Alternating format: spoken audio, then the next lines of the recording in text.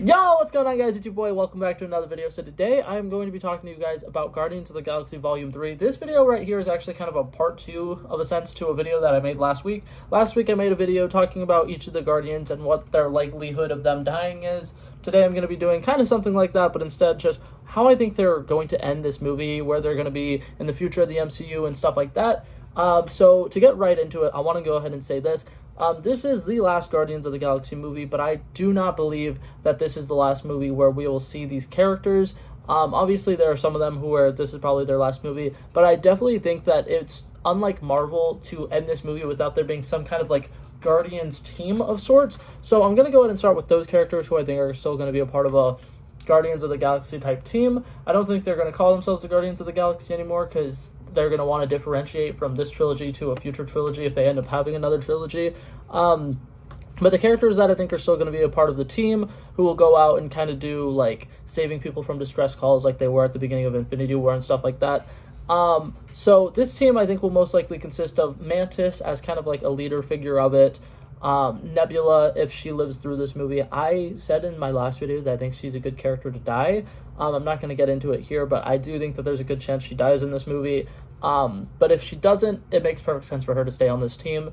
The next one I have is Adam Warlock. We don't know much about Adam Warlock from the trailers and whatnot, and I try not to dive too deep into what's going to be happening in a movie, especially this close, because a lot of people have already seen the movie, and there's already people who've made spoiler-free reviews, and I'm scared that I'm going to accidentally figure out something that I don't want to figure out. So, Adam Warlock, at the end of this movie, if he isn't still, like, kind of a bad guy, I think it will make sense that he'll be on the Guardian side, and he will join their team. Number 4, obviously Groot. I don't think Groot is going anywhere. I think it makes perfect sense for him to stay on the team fighting alongside them. And then number 5, and probably the last one, I'm going to say Cosmo the Space Dog. So I'm thinking those 5, something like that, is going to be the Guardians of the Galaxy team at the end of the movie. I think that they'll probably go out in either the Bowie or another new ship or something, and they'll fly around and they'll do essentially what they're doing in between first Guardians movie and the second Guardians movie, where they just go around and save people and they're kind of like heroes for hire but in outer space. But yeah, so I think that that's the most realistic ending point for this group of characters. Now to get into some of the other ones, the OG 5. Well, I mentioned Groot already. Groot is one of the OG 5. But yeah, so for Gamora, a couple things could happen with her character.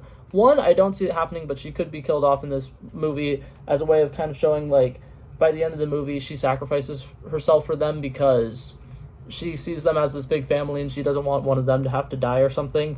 I could see it happening. I don't think it's going to. Realistically, I think that her character is probably going to end either on a Ravengers team or if her and Star-Lord fall in love again, which I personally don't want that to happen. I could see it happening, but personally, I would not want that. I feel like as cute as it is that they have their love stories in the first 2 movies, I think it would be better if they don't force them back together. But that being said, if her and Star-Lord does end up getting together, I think that they'll kind of stay and be like the leaders of Nowhere. I feel like they'll probably be like Queen and King of Nowhere. Obviously not King and Queen because it probably will have its own different kind of power, whatever. But I think that they would stay on Nowhere and retire there together. Chris Pratt's character, Star-Lord, I don't know why I said Chris Pratt, that's my bad. Star-Lord, I think, is going to end this movie on Nowhere. I think he's definitely going to be the leader of Nowhere. I don't think he's going to die. I feel like they want to keep him around for future movies, but I don't think he's going to be one of the main characters of the Guardians anymore. He's getting older, and he, has gone through a lot, and he's lost a lot. I think that it will make most sense for him to kind of be leader of a planet now. He's definitely has that leadership mentality, and he definitely would be able to be like a king or a ruler of some place, and I definitely could see him being just the ruler of Nowhere. I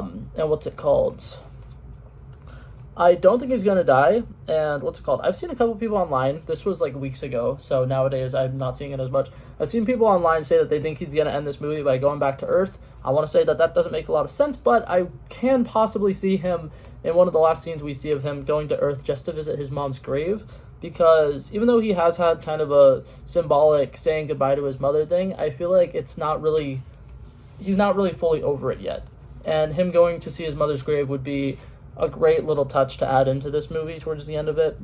But if it doesn't happen, it doesn't happen. It's not that big of a deal.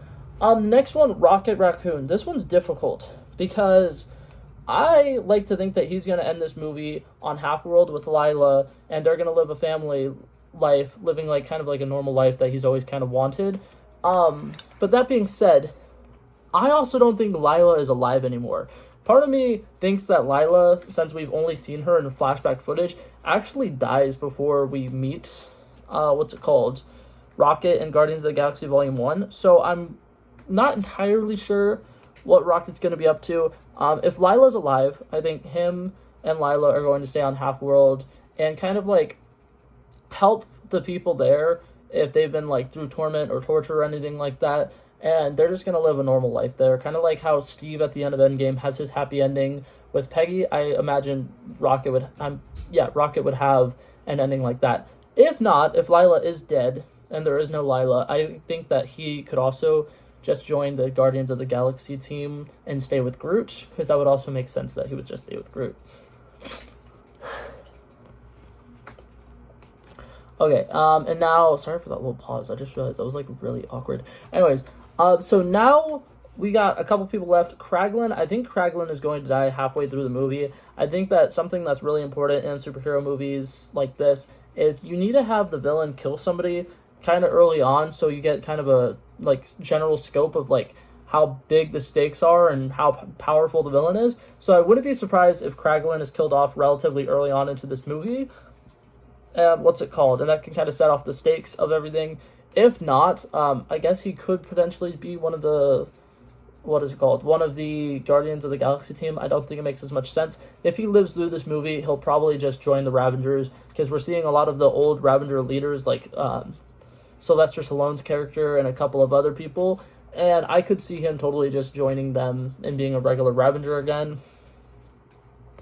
The next person, Drax. I think Drax is 100% going to die, and I think following with what the MCU Phase 4 has kind of been setting up, that we will see him in an afterlife state where he's where he's seeing his wife and kid again, because it's such a big thing in the first movie that when he joins the team, he mentions that he's willing to have to see his wife and kid again because he's willing to die fighting alongside them. So I could see it happening that he dies, and I also think it would be cute if his last scene is kind of like how Lady Thor, her last scene is her going to Valhalla, kind of like how in Black Panther we see the astral planes, in Moon Knight we see the field of reeds and stuff like that. I think that would be interesting to show us another afterlife in the MCU.